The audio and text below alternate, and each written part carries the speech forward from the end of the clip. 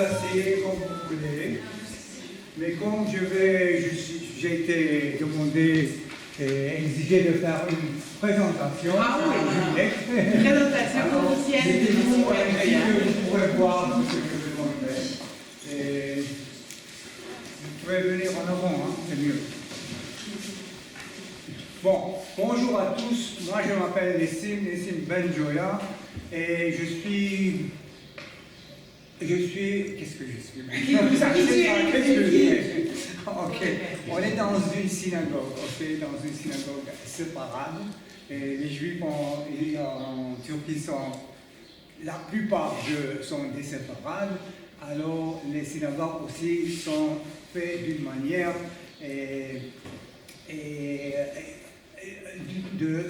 c'est une expression séparadique de l'architecture des synagogues selon les traditions qui existaient en Espagne et avant à l'Andalous, etc. Okay? Et pourquoi on est là? Parce que je dirige un projet qui s'appelle le projet pour la préservation du patrimoine juif à Izmir. Et alors quand j'ai demandé à Juliette qu'est-ce que je vais présenter, elle va dire tout ce que tu fais, alors tout ça. Alors il y a une variété des choses que je m'occupe. Alors ça fait 15 ans que je m'occupe de ce projet. En même temps, je me suis occupé du cinéma. J'étais le directeur artistique du grand festival en Turquie et ailleurs aussi. Et aussi, qu'est-ce que je faisais? On va voir, je vais oublier. Okay? Alors, ce que je ferai, c'est de faire une présentation de ce qu'on fait dans le cadre de ce projet du patrimoine et du cinéma et de l'autre chose que je ne me considère pas. Okay? Je ne suis pas religieux. Pour moi, c'est un projet purement culturel et social, ok? Mais bien sûr que dans cette culture, dans toute cette culture, il y a des éléments très forts religieux. Alors, ça correspond un peu, mais comme tu as voulu que je dise, je ne suis pas atheiste. Ce que nous voyons maintenant, c'est la région où on est, ok? C'est la région où on fait le projet. Vous voyez des numéros. Vous voyez les numéros? Okay. Il y a 10 numéros. 9 d'eux sont des synagogues antiques qui ont été établies à la fin du 6e, commencement du 17e siècle. Et ce sont les bâtiments, les structures qui ont survécu toutes sortes de choses. Et alors, on fait le projet au-dessus de ces structures. Mais en même temps, vous voyez, il y a une school, Alliance School, c'est Alliance israélite universelle qui a été établie par des Français, des Juifs français à la seconde moitié du 19e siècle pour éduquer les Juifs qui vivaient ici et qui étaient vraiment arriérés, ok? Vraiment pauvres et arriérés. Et en plus, vous voyez Agora, vous avez été à Agora, voilà, qui était un quartier juif avant. Il y a la maison de Shabtai Tzvi, c'est le Messie, le type qui s'est déclaré comme Messie au XVIIe siècle. Et en France aussi, et en Austrie, il y a eu des gens qui ont suivi Shabtai. Et alors, vous avez vu aussi des Messies au XVIIe siècle et il y en a encore plusieurs parce que c'est le quartier antique, le vieux quartier juif. Alors il y a des synagogues, des écoles, des mikvés, tout ça. Donc maintenant c'est une synagogue qui date de 1620, ça s'appelle Shalom. Je passe vite pour ne pas. Ça s'appelle c'est la synagogue Al-Ghazi qui a été établie par la famille Al-Ghazi, une famille de musiciens, des rabbins et tout ça. Et ça, c'est Bikur Cholim. Si on avait le temps, on aurait pu visiter une ou deux synagogues la prochaine fois. Et très typique, très séparade. Et bien sûr qu'il y a des histoires autour de toutes ces structures. On ne va pas y rentrer. Et c'est ce qui existe, ok?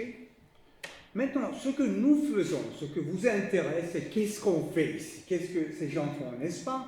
Voilà. Par exemple, vous voyez ces rideaux sur les portes, voilà.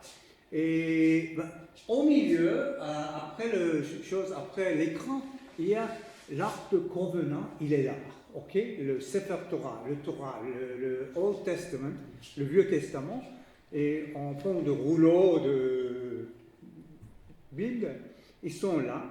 Et ces rideaux, ils sont des donations très rituelles. Ce sont les textiles rituels des synagogues. Ok, elles datent du 6e siècle, 17e siècle, 20e siècle. Et ils ont des inscriptions au-dessus. Ok, ici, comme vous voyez.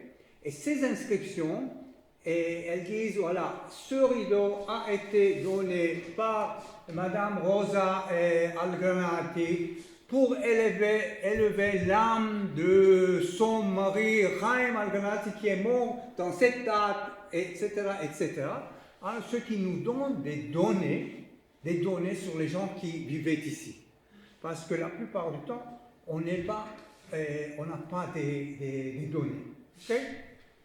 Et ce que nous avons vu ici, c'est un projet de réparation, de conservation de ces rideaux qui étaient en très mauvais état et avec une université en Finlande, l'université de Metropolia, et on a fait tous ces travaux pendant 7 ans, et une partie du travail s'est fait à l'université de l'économie et l'autre partie a été faite à l'Institut français, okay, dans les chambres, la seconde étage. Voilà. Maintenant, ce qu'on fait, c'est une structure démolie, comme vous voyez. C'était une synagogue, une école. On a reconstruit et selon des photos qu'on avait. Et maintenant, c'est un musée, un très petit musée où on peut voir. Et on peut toucher le judaïsme, les juifs qui vivent ici, etc., la culture. C'est une autre synagogue, Etzraïm, l'arbre de vie, qui était dans cette condition, et on l'a réparé, on l'a stabilisé premièrement, parce qu'elle était en train de s'effondrer. Ok? Et c'est ça ce qu'on a fait. Ok, c'est mon bébé, parce que j'étais dû commencer à la fin. Ça fait 15 ans que je fais ce travail, alors tous sont mes bébés, j'ai beaucoup d'enfants. Et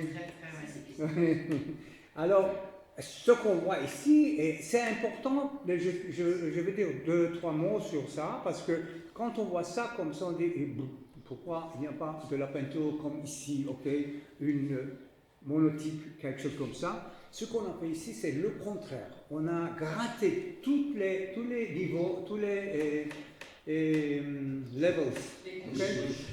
Toutes les couches de la peinture, et on est arrivé à avoir des époques différentes sur les murs. Comme ça, par exemple. Vous voyez ça?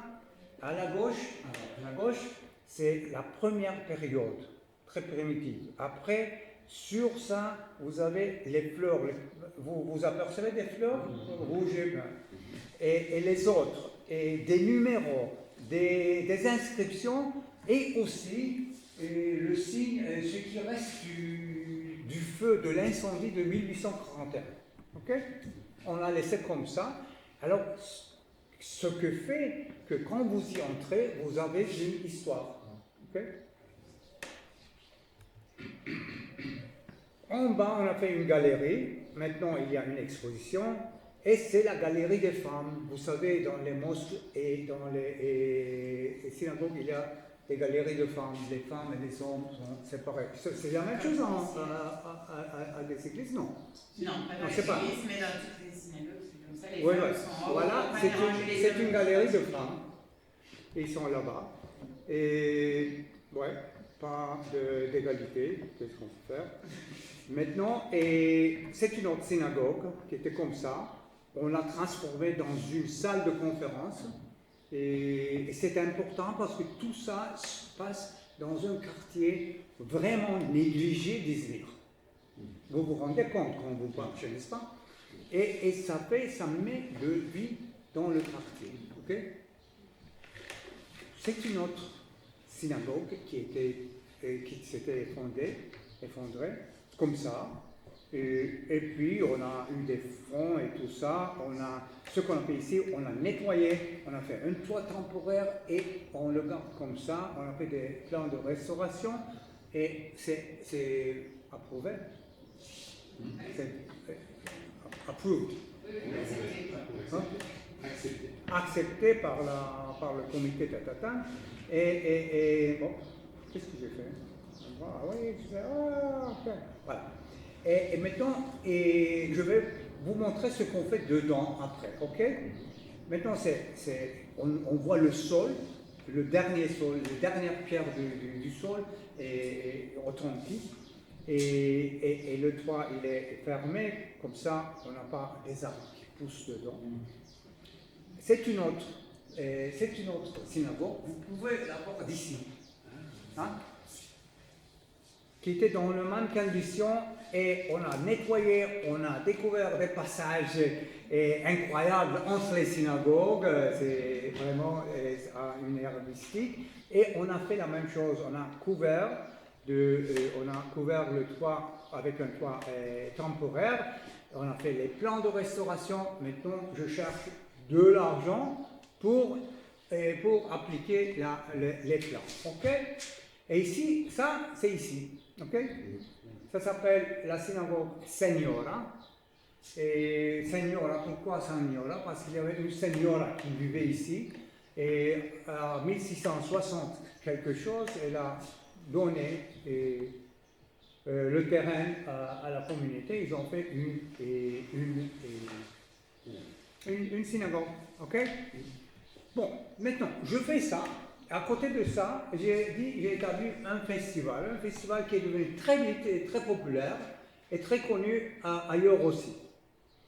Et ça s'appelle Festival international de culture séparade.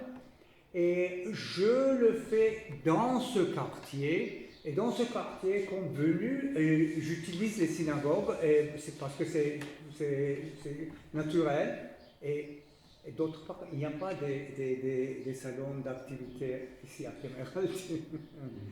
Voilà, ici on fait des conférences, comme vous voyez, et de la musique, et encore des conférences, c'est des Français ici, et j'ai oublié leur nom.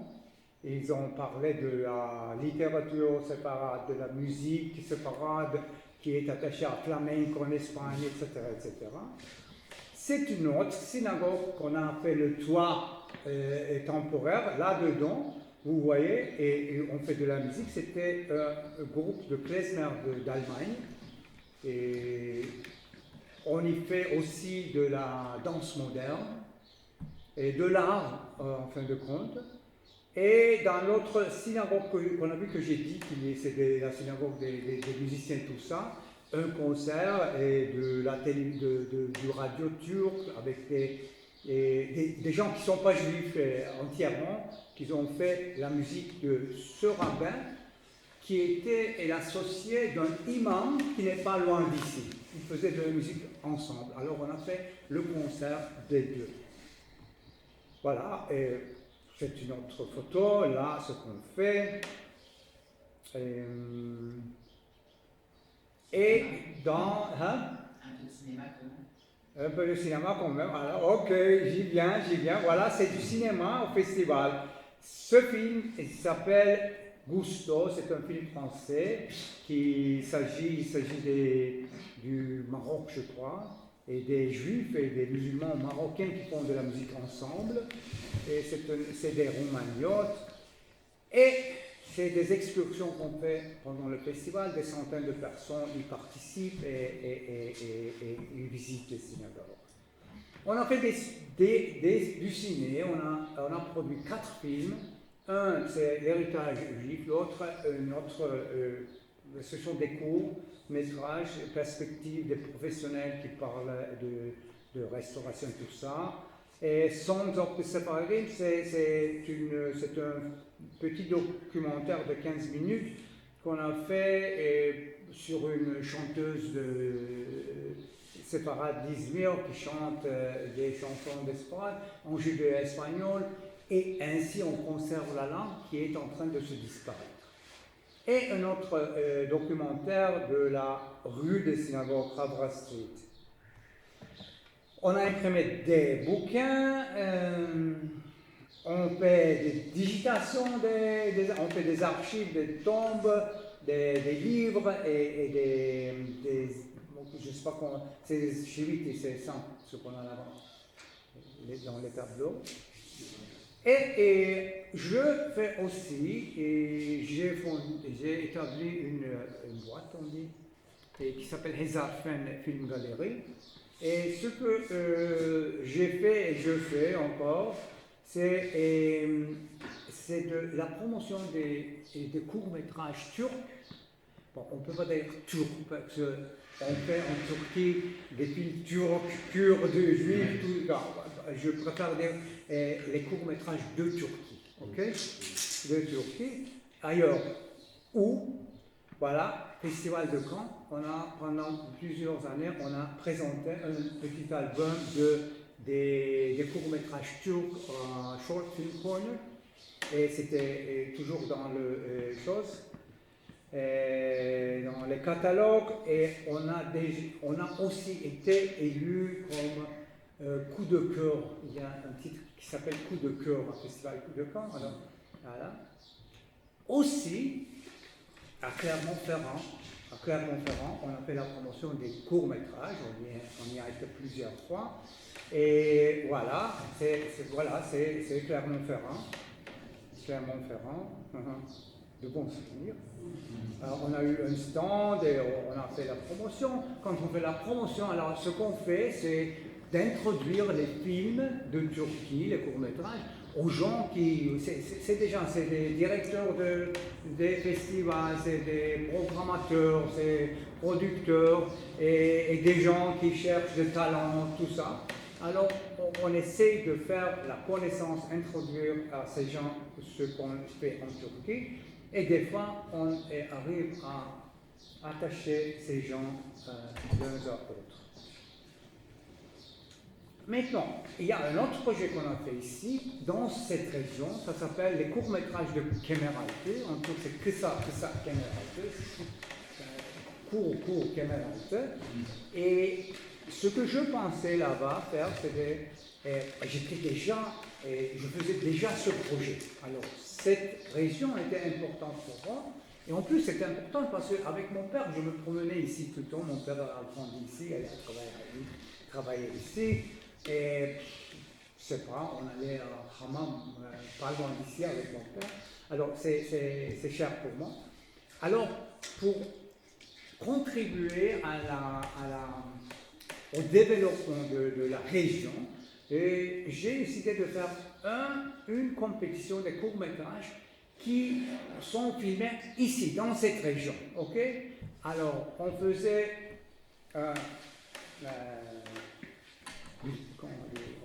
on publiait ça, on faisait 1 ou 2 excursions selon les gens qui voulaient participer. On est dans les synagogues, dans les mosquées, dans les han, dans les écoles, tout ce qu'il y a autour. Et le but, c'était... il y avait une seule condition. Le sujet pouvait être toutes sortes de choses. Ok, aventure, amour, je ne sais pas quoi. Mais un tiers de ces films devaient être filmés dans cette région, où ils veulent.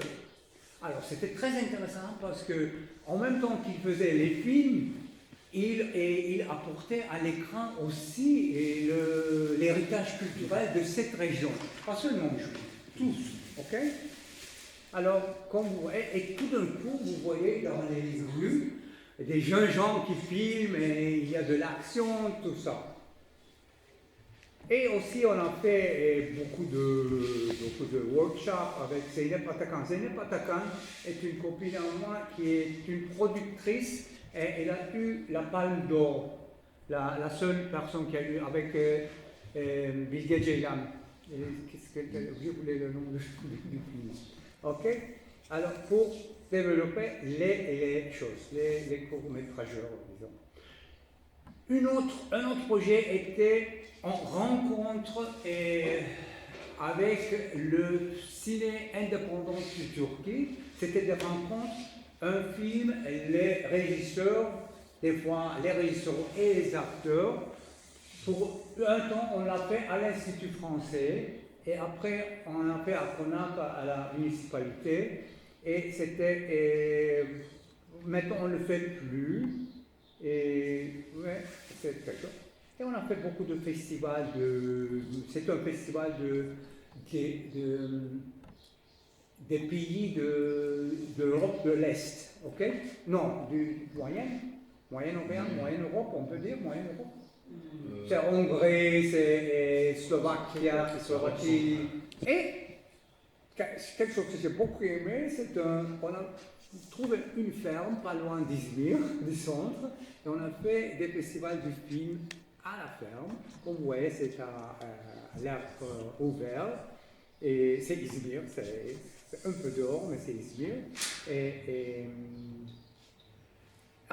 Très court, le festival très court, c'est un festival français, d'origine française, ok?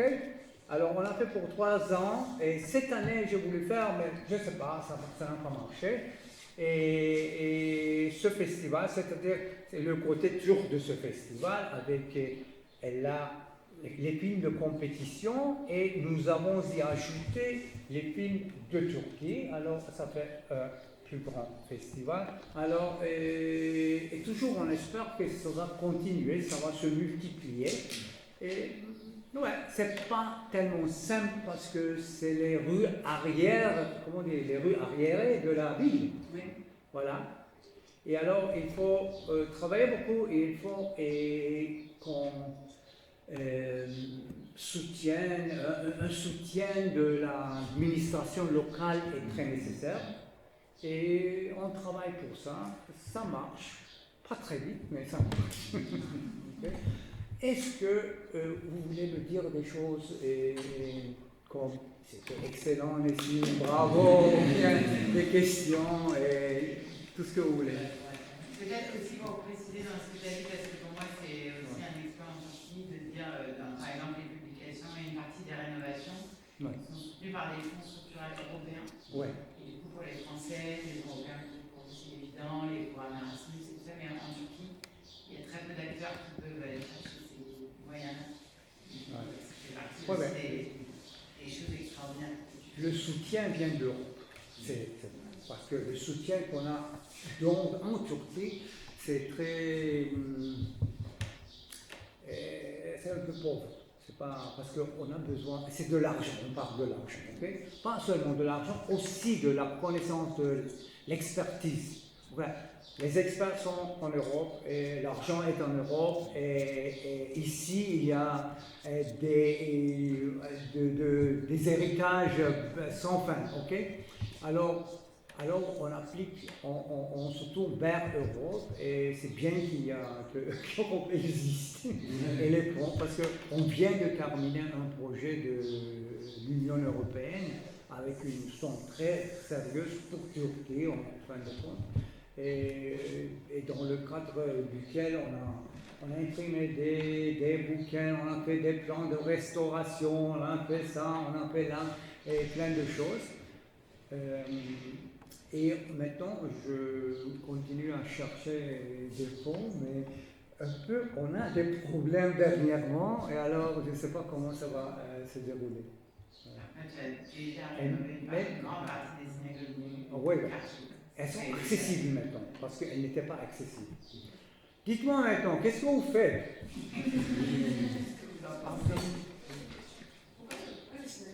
Comment? Pourquoi les synagogues se sont retrouvées à l'abandon? J'entends pas. Pourquoi les synagogues étaient À la abandonnées? Ah, ouais, il y a plusieurs raisons. Et une première raison, c'est que la communauté juive se diminue de jour en jour.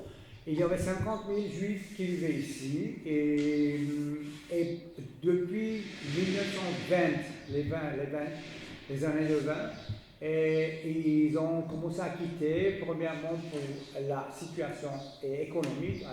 Il y a eu une immigration vers les Amériques, ok, Sud et Nord, et Europe aussi. Et puis, il y a eu en 1948 une grande immigration en Israël. Et de ces 50 000, et maintenant on est presque 900. Et en plus, ce sont des décisions que les gens ont prises, mais l'histoire a été pas toujours très favorable pour les minorités en Turquie, comme des taxes spéciales qui étaient appliquées aux minorités arméniennes, grecques et juives. Et autres, par exemple, comme la Turquie était, j'essaie de comprendre, et de toute façon, je peux comprendre et c'est dur d'accepter. Et c'était la guerre d'indépendance, ok? C'était l'Empire ottoman, ok? C'était la religion, il n'y avait pas une nation. Alors, Atatürk, Mustafa Kemal Atatürk, le grand leader, et ses compagnons devaient créer une nation. Créer une nation, c'est la nationalité. Et quand vous êtes nationaliste, ce qui est fort, c'est votre nation. Alors les autres, c'est. Alors ça arrive partout, ça est arrivé ici. Et alors, beaucoup de gens ont décidé de quitter.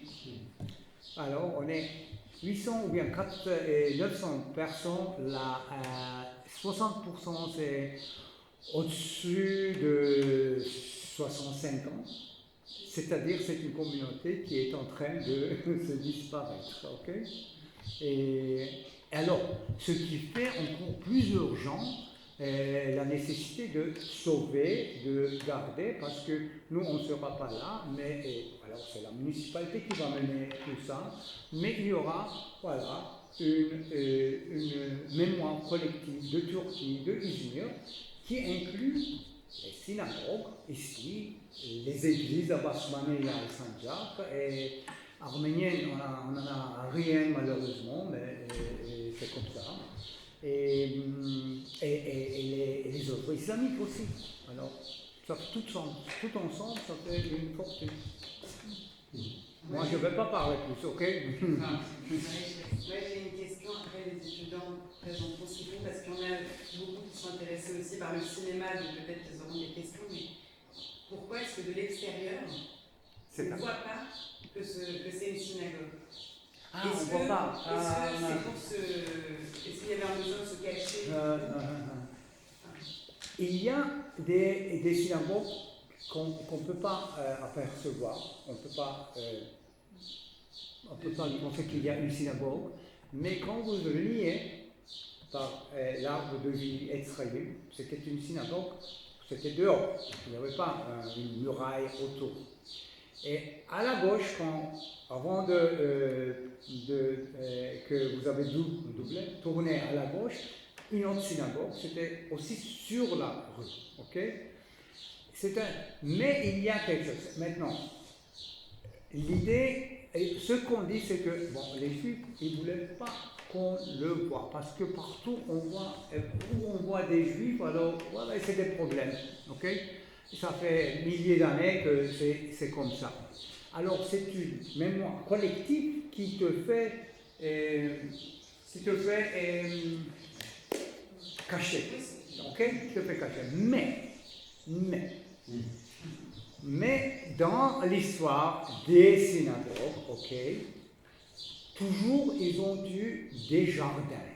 Et les jardins étaient, autour des jardins, il y avait des murs.